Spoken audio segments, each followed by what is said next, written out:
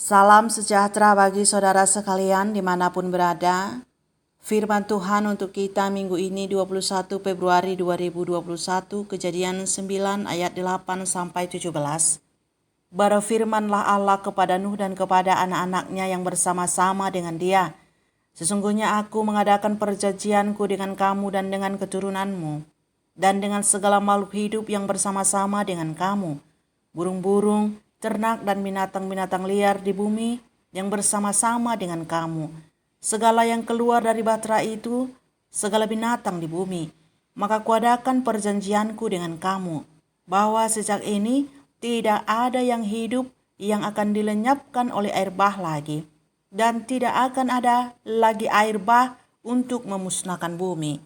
Dan Allah berfirman, inilah tanda perjanjian yang kuadakan antara aku dan kamu, serta segala makhluk yang hidup, yang bersama-sama dengan kamu turun-temurun, untuk selama-lamanya.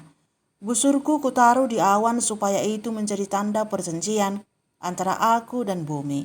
Apabila kemudian kudatangkan awan di atas bumi, dan busur itu tampak di awan, maka aku akan mengingat perjanjianku yang telah ada antara aku dan kamu, serta segala makhluk yang hidup, segala yang bernyawa. Sehingga segenap air tidak lagi menjadi air bah untuk memusnahkan segala yang hidup. Jika busur itu ada di awan, maka aku akan melihatnya, sehingga aku mengingat perjanjianku yang kekal antara Allah dan segala makhluk yang hidup, segala makhluk yang ada di bumi. Berfirmanlah Allah kepada Nuh, inilah tanda perjanjian yang kuadakan antara aku dan segala makhluk yang ada di bumi.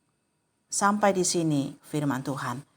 Saudara-saudara yang dikasihi Tuhan Yesus Kristus, yang menjadi tema khotbah untuk kita minggu ini, janji dan kuasa Tuhan.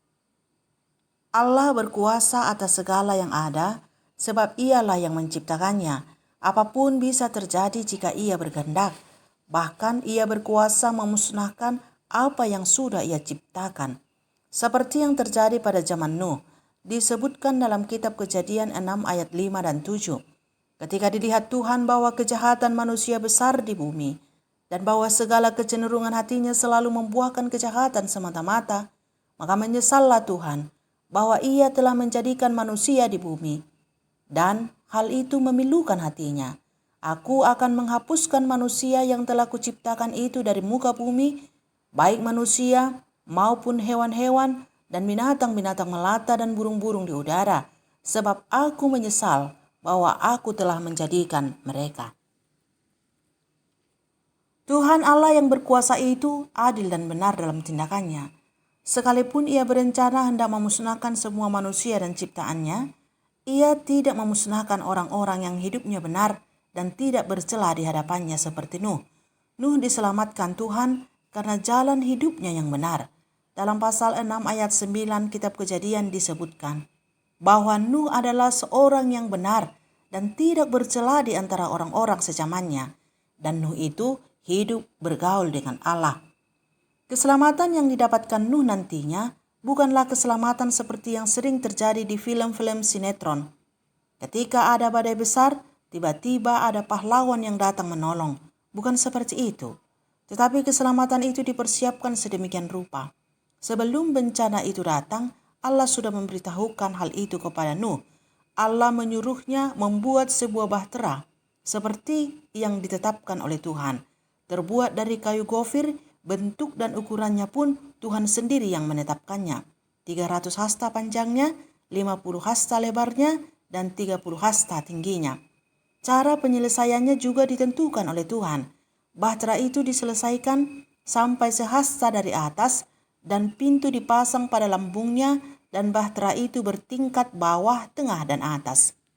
Lihat pasal 6 ayat 14 sampai 16. Dan ia melakukan tepat seperti yang diperintahkan Tuhan kepadanya. Lihat pasal 6 ayat 22. Dan Tuhan Allah jugalah yang menetapkan siapa-siapa saja yang akan masuk ke bahtera itu. Nuh, anak-anaknya, istrinya, dan istri anak-anaknya, serta segala makhluk sepasang harus dibawa besertanya ke dalam bahtera. Alasan Tuhan sangat jelas, kenapa hanya Nuh dan keluarganya yang selamat. Dalam pasal 7 ayat 1 dikatakan, lalu berfirmanlah Tuhan kepada Nuh, dan masuklah ke dalam bahtera itu, engkau dan seisi rumahmu, sebab engkaulah yang kulihat benar di hadapanku di antara orang jahat ini. Perbuatan benar yang dilakukan Nuh mendapat perkenanan Tuhan. Ia dan seisi rumahnya diselamatkan Tuhan. Perbuatannya yang benar di hadapan Tuhan terbukti lagi ketika ia sudah keluar dari bahtera itu dalam Kejadian 8 ayat 20. Lalu Nuh mendirikan mezbah bagi Tuhan. Dari segala binatang yang tidak haram dan dari segala burung yang tidak haram diambilnyalah beberapa ekor. Lalu ia mempersembahkan korban bakaran di atas mezbah itu. Ketika Tuhan mencium persembahan yang harum itu, berfirmanlah Tuhan dalam hatinya, aku tak akan mengutuk bumi ini lagi karena manusia, sekalipun yang ditimbulkan hatinya adalah jahat dari sejak kecilnya. Dan aku tak akan membinasakan lagi segala yang hidup seperti yang telah kulakukan selama bumi masih ada. Takkan henti-hentinya musim menabur dan menuai, dingin dan panas, siang dan malam. Firman yang ada di dalam hati Tuhan ini disampaikannya kepada Nuh sebagai sebuah perjanjian antara Allah dan Nuh beserta ciptaan lainnya. Lihat pasal 8 ayat 11 sampai 12.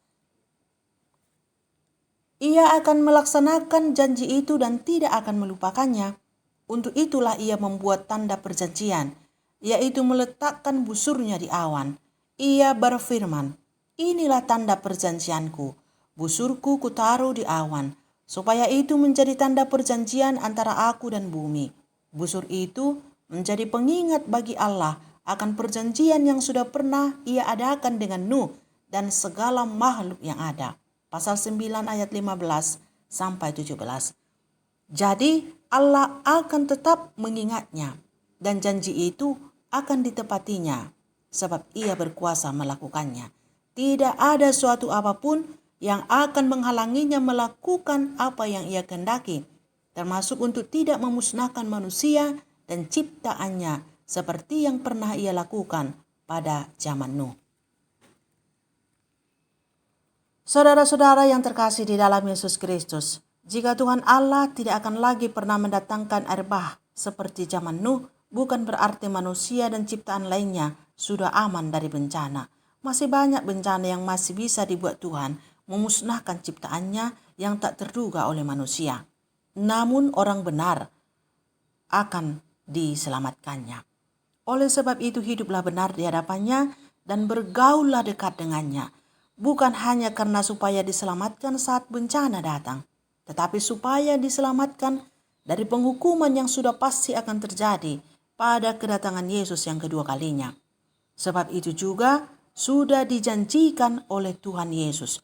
Tuhan sudah berjanji akan datang kembali dan menghukum orang-orang jahat dan memberi hidup kepada orang-orang yang benar yang berkenan kepadanya. Dan kedatangannya itu tak terduga oleh manusia. Yesus pernah mengingatkan hal itu dalam kitab Injil Lukas pasal 17 ayat 26 sampai 27.